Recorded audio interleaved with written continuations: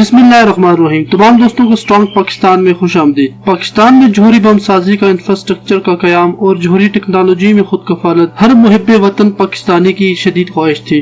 دیگر اقوام کی طرح آزاد رہنا اس مارشل قوم کا فطری حق تھا جسے بھارت چھین لینا چاہتا تھا۔ جوناگڑھ، حیدرآباد، کشمیر اور مشرقی پاکستان پر قبضہ بھارتی عزائم کا واضح اظہار تھا، مگر غیور پاکستانی قوم نے نہ صرف بھارت بلکہ امریکہ اور اسرائیل کو بھی اپنی بقا کے عزائم میں پوری طرح شکست دے دی۔ یہ ایک الجھن بھری جنگ تھی۔ پاکستان نے 1974 کے بعد بھارت کے جوہری پیشرفت پر مسلسل نظر رکھی ہوئی تھی اور ISI کی مدد سے حاصل کردہ تمام معلومات امریکہ کو بھی فراہم کر رہا تھا۔ اس کے ساتھ ساتھ امریکہ یورپ، افریقہ اور ایشیا میں بالخصوص مشرق وسطی میں تربیت یافتہ اہلکاروں اور محب وطن کا ایک جال سا بچھا رکھا تھا۔ ڈاکٹر عبدالقدیر خان نے اپنے یورپین اور جرمن دوستوں سے جوہری ٹیکنالوجی سے متعلق بہت سا سامان بالخصوص ٹیکنالوجی حاصل کرنے میں بہت بڑا اہم کردار ادا کیا۔ امریکہ نے 1974 کے بعد کینیڈا، فرانس اور یورپ کے تقریباً ہر اہم ملک کو خبردار کر دیا کہ وہ پاکستان کو کوئی ایسی ٹیکنالوجی یا سامان فراہم نہ کرے جس سے پاکستان کی جوہری پیش رفت ممکن ہو سکے۔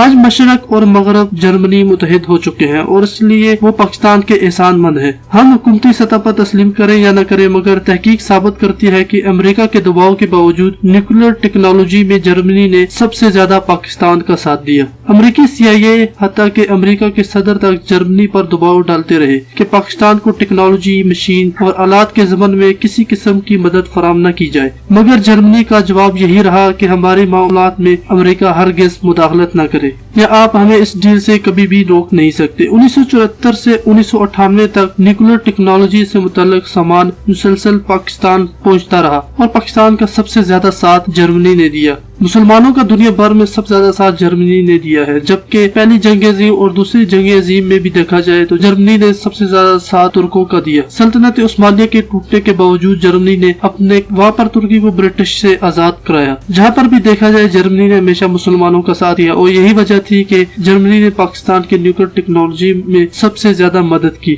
یہاں تک کہ امریکہ نے جرمنی سے کہا کہ وہ پاکستان کو یورینیم کی افسردگی کا معیار پرکھنے کا آلہ اسپیکٹرومیٹر فراہم نہ کرے، مگر اس سے قبل ہی یہ آلہ جرمنی سے پاکستان پہنچ چکا تھا۔ امریکہ نے جرمنی کو جدید جوہری بم میں استعمال ہونے والی ٹریشیم ٹیکنالوجی فراہم کرنے سے روکا اور کچھ امریکہ پرست جو جرمنی میں تھے انہوں نے یہ ٹیکنالوجی پاکستان کو نہ دینے میں اہم کردار ادا کیا، جبکہ یہ ٹیکنالوجی پاکستان کو نہ دینے کا فیصلہ کیا۔ بعد میں جرمنی کی سپریم کورٹ نے یہ فیصلہ دیا کہ جرمنی کو پاکستان کو یہ ٹیکنالوجی دینے سے کوئی نقصان نہیں اور جرمنی کو چاہیے کہ وہ پاکستان کو یہ ٹیکنالوجی دے۔ جرمنی نے پاکستان کو یہ ٹیکنالوجی فراہم کر لی، جبکہ اس پر امریکہ کا بہت زیادہ دباؤ تھا، لیکن ٹریشیم ٹیکنالوجی فراہم کرنے سے جرمنی کو کوئی نہ روک سکا۔ یہاں تک کہ اس ٹیکنالوجی کے ماہر پاکستان آئے اور پاکستانی فنی ماہرین کو تربیت بھی دیتے رہے۔ محب وطن پاکستانی امریکہ سے خریدا ہوا سامان دبئی، افریقہ اور سنگاپور وغیرہ منتقل کرتے، جس کے لیے وہاں فرضی فریم قائم کر رکھی تھی، جہاں تلاش کرنے میں امریکہ اور CIA بری طرح ناکام رہا۔ امریکی صحافی مارک ہبس کے بقول امریکی CIA کو اس وقت شدید دھچکا لگا جب اسے دوران تحقیق یہ پتہ چلا کہ پاکستان کو مطلوبہ سامان کے کئی ٹرک جرمنی بارڈر پار کروا کر فرانس لائے گئے اور پھر فرانس ایئر فورس کے طیاروں نے یہ سامان دبئی منتقل کیا، جہاں سے اسے پاکستان پہنچایا گیا۔ پاکستان نے بہت سے ایلومینیم بھر کے پائپ اور دیگر بھارتی سامان بھارت سے بھی براستہ سنگاپور اور دبئی سے پاکستان منگوایا۔ ایلومینیم کے برت پر بھی امریکہ کی سخت پابندی تھی، کوئی بھی ملک اسے فروخت نہیں کر سکتا تھا۔ ایلومینیم برت ایٹم بم کا یورینیم خالص کرنے میں بہت زیادہ اہم کردار ادا کرتے ہیں، لیکن پریشانی یہ تھی کہ سنگاپور کے راستے یہ طیارے بھارت آنے تھے اور وہاں یہ جہاز نیوکلیئر سامان سے بھرے ہوئے جہاز بھارت میں ٹھہرنے تھے اور کئی گھنٹے وہاں پر انہیں ٹھہرنا تھا۔ یہ جہاز بھارت کے ایئرپورٹ پر اترے اور وہاں پر کئی گھنٹے رکے رہے، ایئرپورٹ پر کھڑے رہے اور وہاں سے تیل بھروا کر وہاں سے یہ اڑ کر پاکستان آئے۔ ہمارے اس ایٹمی پروگرام کا سب سے بڑا دشمن بھارت تھا، لیکن اس کے فہم و گمان میں بھی نہیں تھا کہ یہی پاکستان ہماری سرزمین کو اپنے نیوکلیئر سامان کو منتقل کرنے کے لیے استعمال کر رہا ہے۔ ہم نے اس کی سرزمین کو استعمال کر کے یہ سامان پاکستان منگوایا اور یہ سب کا سب ISI کا یعنی انٹر سروسز انٹیلیجنس کا کمال تھا۔ ہر سال کی رینکنگ میں ISI پہلے نمبر پر کیوں آتی ہے، یہ اس کا سب سے بڑا اور تاریخی جواب ہے۔ ہم نے بھی اس پر ایک ویڈیو بنائی تھی کہ 2017 کی رینکنگ میں ISI ٹاپ پر تھی، لیکن بہت سے بھارتیوں نے یہ سوال اٹھایا کہ کیسے یہ ISI پہلے نمبر پر آتی ہے، تو یہ اس کا سب سے بڑا جواب ہے کہ آپ کے ایئرپورٹ پر ایک نیوکلیئر سامان سے بھرا جہاز پاکستان پر کیسے پہنچا، تو یہ آپ کو سوچنا چاہیے کہ ISI پہلے نمبر پر کیوں آتی ہے۔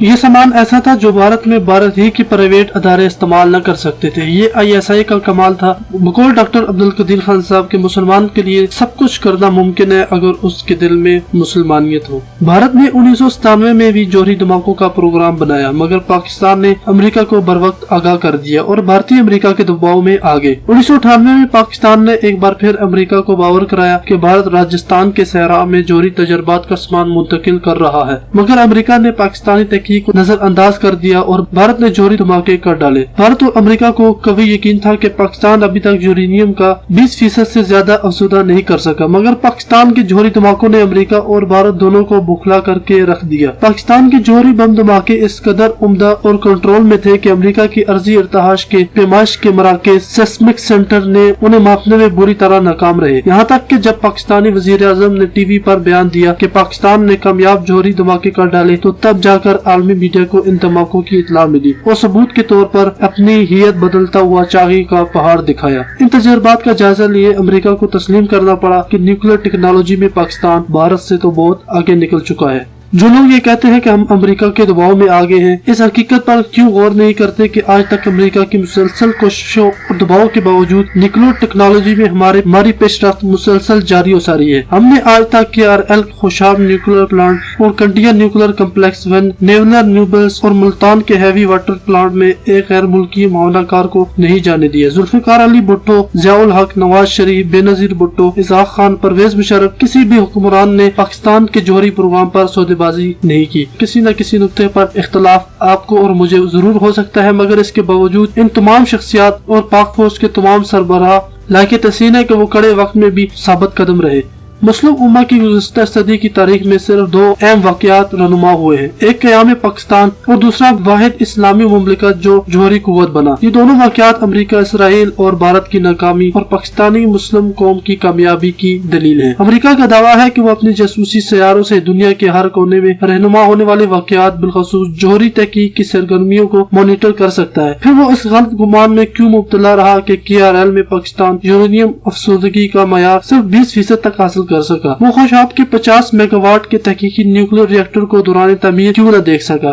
وہ یہ دعویٰ تو کرتا ہے کہ پاکستان کے پاس نیوکلیر فیول ری پروسیسنگ کا پلانٹ ہے، مگر کہاں ہے یہ جاننے میں وہ کلی طور پر ناکام ہے۔ یہ سب حقائق اس امر کے ناقابل تردید ثبوت ہے کہ امریکہ کا جاسوسی کا نیٹ ورک کم از کم پاکستان کو سمجھنے میں بری طرح ناکام ہے، اور ISI امریکہ اور بھارت اسرائیل کو کئی میدانوں میں مات دے چکی ہے۔ پاکستان نیوکلیر ٹیکنالوجی میں اب اس حد تک ترقی کر چکا ہے کہ امریکہ کے ایک ہی خفیہ ایجنسی کے ادارے نے یہ بات کہی کہ پاکستان کے پاس 300 سے زیادہ ایٹم بم ہے، اور پاکستان اپنی ٹوٹل اسٹرینتھ کو ابھی تک چھپائے ہوئے ہے کہ پاکستان کے پاس 300 سے بھی زیادہ ایٹم بم ہو سکتے ہیں۔ اب پاکستان اس کنڈیشن میں ہے کہ وہ جتنے چاہے اتنے ہی ایٹم بم ایک سال کے اندر بنا سکتے ہیں، اور ہر قسم کی ٹیکنالوجی میں پاکستان اب خود کفیل ہو چکا ہے۔ پاکستان آج کل ہر طرح کی نیوکلیر ٹیکنالوجی میں خود کفیل ہو چکا ہے، اور پاکستان جتنے چاہے اتنے ایٹم بم ایک سال کے اندر بنا سکتا ہے۔ تو دوستو ہمیں اجازت دیجیے، اگر ویڈیو پسند آئی ہے تو آپ نے ضرور شیئر کرنی ہے۔ ہمارے تمام دوست خراج تحسین کی مستحق ہے کہ وہ اس چینل کا بہت زیادہ ساتھ دے رہے ہیں، لیکن ہماری یہ گزارش ہے کہ آپ ویڈیو کو شیئر بھی کیا کریں۔ آپ کمنٹس، لائک اور سبسکرائب تو کرتے ہیں لیکن آپ شیئر نہیں کرتے۔ آپ ویڈیو کو شیئر کیجیے تاکہ ویڈیو زیادہ سے زیادہ ہمارے دوستوں تک پہنچ سکے۔ ہمیں اجازت دیجیے، خدا حافظ۔